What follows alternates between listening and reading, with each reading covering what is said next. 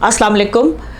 मेरा नाम colonel doctor Bilkis Akhtar Malik है और मैं ऑब्स्टेट्रिशियन एंड गायनेकोलॉजिस्ट हूँ, प्रोफेसर हूँ और हार्ट्स इंटरनेशनल में आजकल प्रैक्टिस कर रही हूँ। मेरे टाइमिंग्स जो हैं वो 11 बजे से लेके शाम 5 बजे तक हैं और एक्सेप्ट सैटरडे एंड संडे। आज की मेरी इस टॉक का मकसद ये है कि मैं लेप्रोस्कोपिक सर्जरी की से मुतल्लिक आप लोगों को अवेयरनेस दूँ। लेप्रोस्कोपिक सर्जरी का दूसरा नाम मिनिमल इन्वेजिव सर्जरी है और गायनी के अंदर ये एक नया ट्रेंड है, नई चीज़ है, बिकॉज गायनी के ऑपरेशंस बहुत लंबे होते हैं, खवातीन उससे अक्सर घबराती हैं। लेकिन आजकल लेप्रोस्कोपी के इंट्रोडक्शन के बाद ये ऑपरेशंस की नौयत, इनकी ड्यूरेशन, इनकी खौफ जो है वो बहुत कम हो गया है। लेकिन इसके लिए बहुत ज़्यादा एक्सपर्टीज चाहिए और तमाम सर्जन्स जो है, तमाम गायनेकोलॉजिस्ट जो हैं वो लेप्रोस्कोपी नहीं कर सकती। मैं अल्लाह के फजल से उन चंद गायनेकोलॉजिस्ट में से हूँ जो कि लेप्रोस्कोपिक सर्जरी करते ही हैं। लेप्रोस्कोपिक सर्जरी बेसिकली उन प्रोसीजर्स के लिए की जाती है कि जो प्रोसीजर्स की नौयत तो बहुत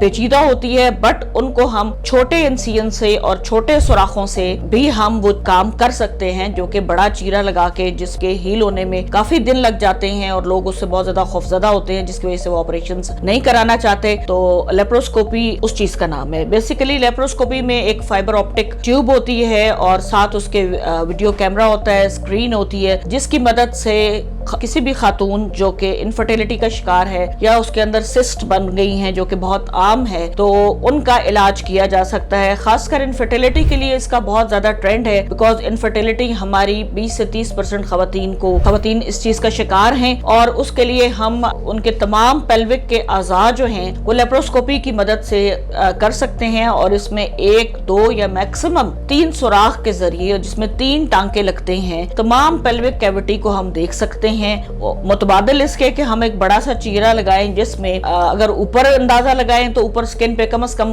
10 से 15 टांके और इसी तरह हर तह में 10 से 15 टांके लगेंगे, जबकि इसमें सिर्फ 1 टांका लगता है एक जगह पे। तो 2 या 3 टांकों के थ्रू आपकी पूरी पेल्विक कैविटी को देखा जा सकता है। इससे ये पता कराया जा सकता है कि आपकी ट्यूबें खुली हुई हैं या नहीं, आपकी यूट्रस में कोई प्रॉब्लम तो नहीं है, यूट्रस की शेप ठीक है, उसमें कोई रसोलियां वगैरह तो नहीं है, उसमें इन्फेक्शन या कोई एडियंस वगैरह बनी हुई हैं। तो उनको ना सिर्फ डायग्नोज कर सकते हैं बल्कि उनका इलाज भी मुमकिन है। रसोलियों को निकाल सकते हैं, एडियंस को खत्म कर सकते हैं, ट्यूबों को खोला जा सकता है, आपकी ओवरीज को देखा जा सकता है। और एक पॉलीसिस्टिक ओवरी डिजीज जो कि आजकल बहुत कॉमन है बच्चियों के अंदर, 20 से बल्कि रादर 60 to 70% बच्चियां इस चीज का शिकार हैं, जिसमें से 20 से 30% बच्चियां जब वो शादी शुदा हो जाती हैं तो इनफर्टिलिटी का शिकार हो जाती हैं, तो उनके लिए सर्जरी की जरूरत पड़ती है। तो उसके लिए लेप्रोस्कोपी जो है वो बेस्ट समझा जाता है, बिकॉज इससे एडियंस नहीं बनती और ट्यूबें बंद होने का खतरा भी कम होता है। तो इसके थ्रू लेप्रोस्कोपी